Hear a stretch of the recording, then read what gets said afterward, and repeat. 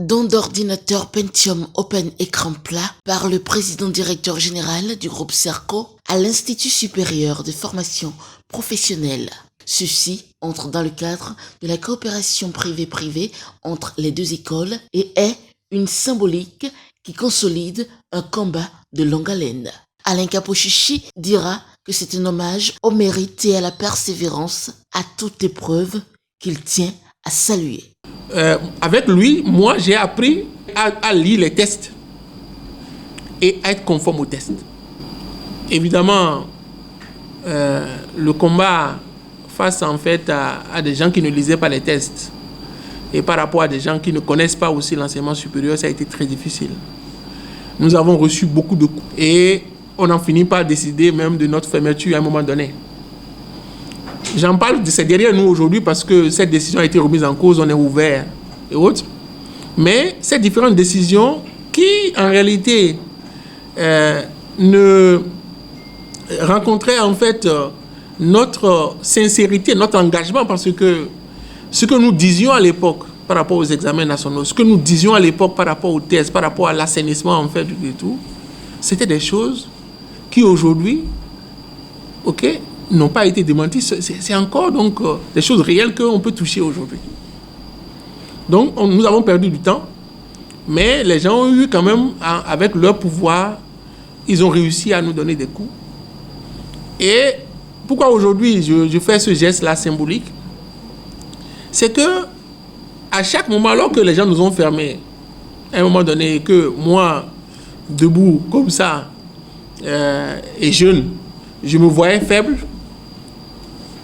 Je voyais en fait une personne âgée, combattante en fait. C'est-à-dire qu'il était extrêmement combattant. Et à un moment donné, j'ai dit, mais sur quoi compte le doyen d'Akogan pour être aussi...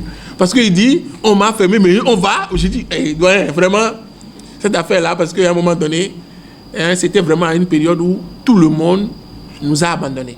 Et quand à un moment donné, il m'a dit, ah, mais mon institut, j'ai été réhabilité et autres et tout, j'ai dit, mais quel bonheur.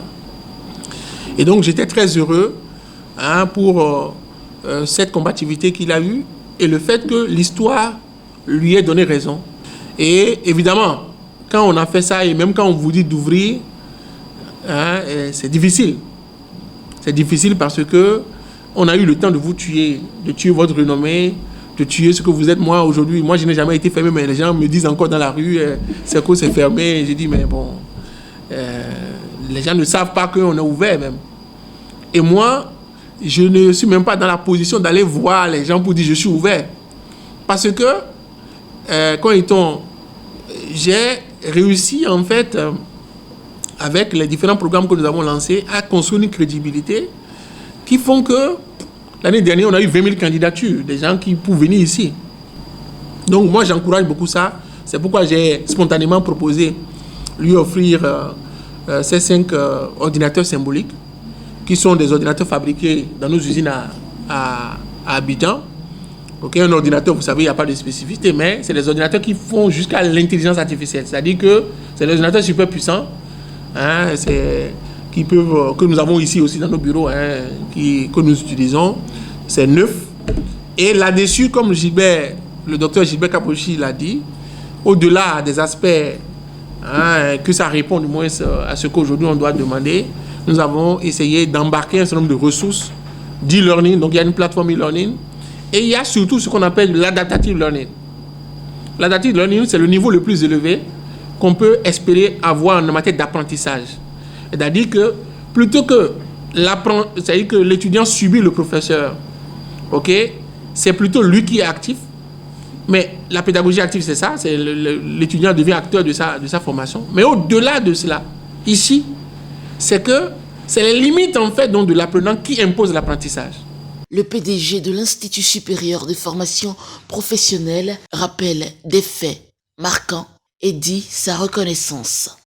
Cette longue période fut celle au cours de laquelle l'ISFOP, affublé de ses statuts dégradants, humiliants et destructeurs, connut une véritable descente aux enfers, condamné à une fermeture arbitraire, exposé à la colère des étudiants et de leurs parents, Nous criâmes désespérément à l'injustice, à la méchanceté et demandâmes enfin que justice nous fût rendue. Nos incessantes lamentations tombèrent dans les oreilles opaques de nos prédateurs qui nous répondirent par un silence arrogant, provocateur et révoltant. Mais à brebis tondue, Dieu mesure le vent. Contre toute attente, un miracle se produisit. Notre ministère changea de tête. Une brave dame, éprise de paix, d'équité et d'humanisme en prit les commandes. Madame Éléonore Yahi Ladekam, puisque c'est d'elle qu'il s'agit, nettoya promptement les écuries de Jas, remit le ministère à l'endroit, réhabilita les opprimés en sanglots dans l'ISFOP et arrêta le désordre. Durant toute la longue période de ma traversée du désert, vous n'avez manqué aucune occasion pour vous enquérir de ma situation, pour me réconforter et m'encourager. Grâce à vous, mon ardeur ne s'émoussa jamais et mon esprit, chaque jour inspiré, trouvait les armes nouvelles pour mener inlassablement le combat jusqu'à la victoire finale. C'est dans ce sens que s'inscrit la cérémonie de ce jour, marquée par la remise par vous à la disposition de l'ISFOP de 5 ordinateurs Pentium Open écran plat avec d'autres accessoires. Ce geste, qui témoigne de notre amitié scellée depuis plusieurs années et de votre grande générosité, me comble de joie et me donne la force de poursuivre ardemment ma noble mission de formation de notre jeunesse. Au-delà du don de matériel informatique, il est à noter que l'Institut supérieur de formation professionnelle réhabilité reprend ses activités pour le compte de l'année académique